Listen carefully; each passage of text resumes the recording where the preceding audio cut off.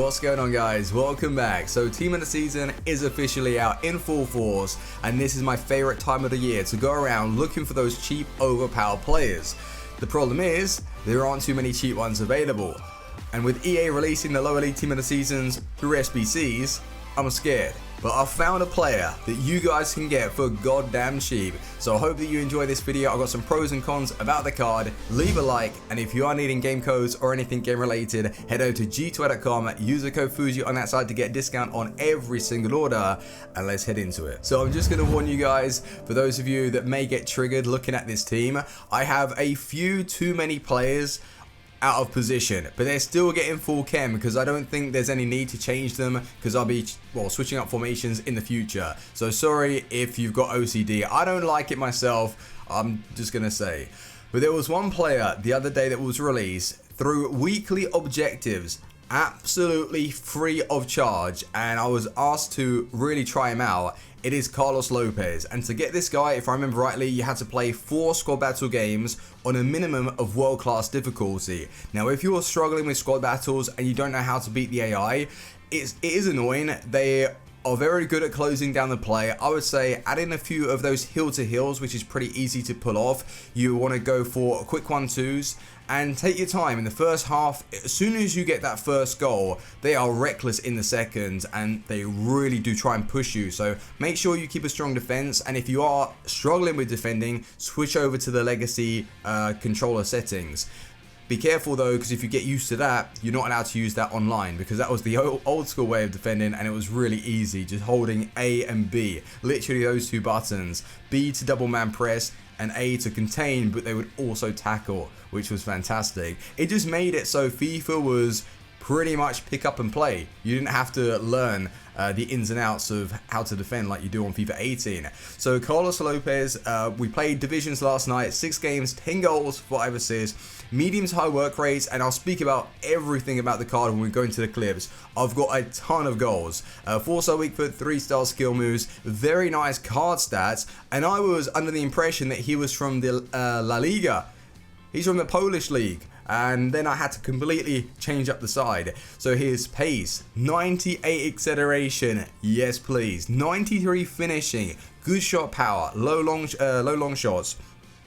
Dribbling is very good. Agility, balance, ball control, dribbling. He has jumping, aggression, which if you've got someone who is aggressive in that striker position, even though he is lacking that genuine strength, it adds to that, and he will get onto those loose balls.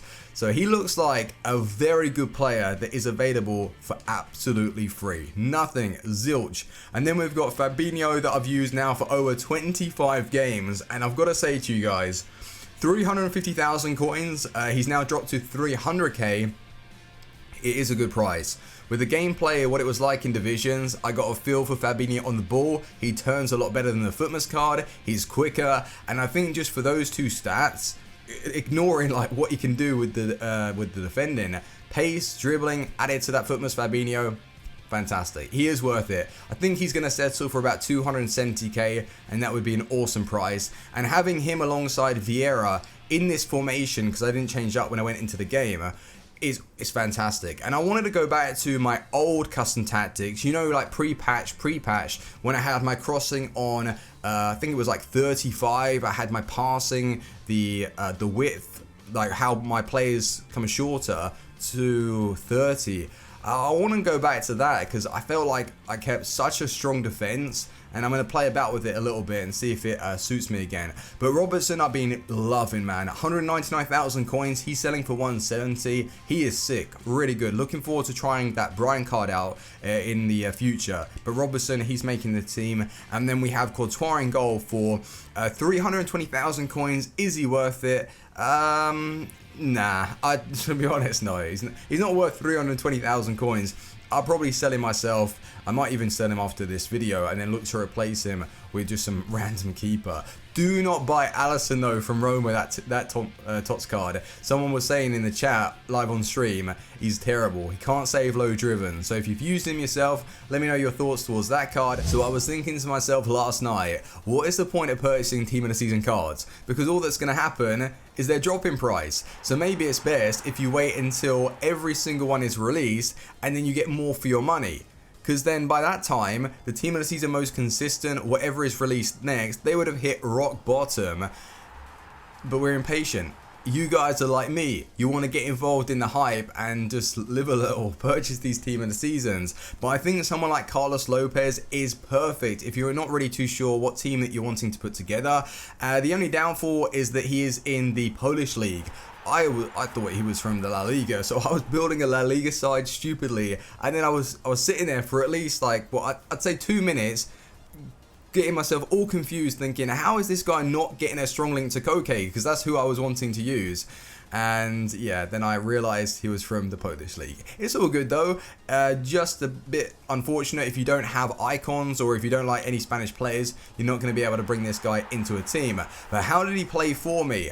I would say he is a little bit of a cheap beast. The 3-star skill moves isn't a card killer, but I'd say if you're wanting to play the weekend league, 4-star, 4-star is minimum. You need that extra bit of magic in your attack. That quick Berber turn is the advanced spin. I think it's the Giovinco spin. That's what it's actually called. So Giovinco spin is really important. But apart from that, like, I don't think it really held him back. Not in divisions last night for me. His pace is fantastic to really accelerate and get past players. He's not incredibly strong, but I did mention in the squad screen he has 91 aggression, which is helping him, the 99 balance. So he's not going to get bullied, and I felt like he did have that power just to run through and goal. Finishing, very, very weird, right? So there's no middle ground with his long shot. It's either going to stay here and it a fly top corner, or he spoons it. You're going to see. You'll know which one I'm talking about. I was on the edge of the box, ridiculous angle, took a finesse, and bear in mind, he only has 72 long shots and 76 curve. It flew in top corner, and that's what I'm trying to get to. No middle ground. It's either going to be an absolute banger, or it's going to just spoon off his boot. So I believe that 93 finishing is really coming into play. His shot power is good enough because he's got that 4-star weak foot, so he's dangerous from both sides. Attack positioning, I didn't really feel like he was amazing, but no better, no worse than any other striker that I've used. I really think attack positioning, it's a weird one. Maybe they are creating a little bit more space, but I've always thought that whatever you say with your custom tactics is like forcing the player to play how you like anyway. So maybe he would position himself slightly different if you were to use him with a change up of tactics. But he is a really fun card to use. Composure 82, didn't think that it affected him too much. Like some of these goals that he scored, yeah, good enough, you know, like dribbling wise, 87 agility, 99 balance. I wouldn't say that he feels like a Maradona on the ball, but then what are you expecting? I can't really just keep thinking that everyone is going to play like him because he's a 97 rated card. Lopez is only 84 and he is most definitely playable. He can shift the ball, he can juggle with it. What I mean by juggling is like holding LT-RT for a split second and then moving the ball from side to side. So you're just like creating angles, if that makes sense, like trying to throw your opponent off and then you can just go one way. It's just to really unsettle your opponent, allow him to come out of position slightly.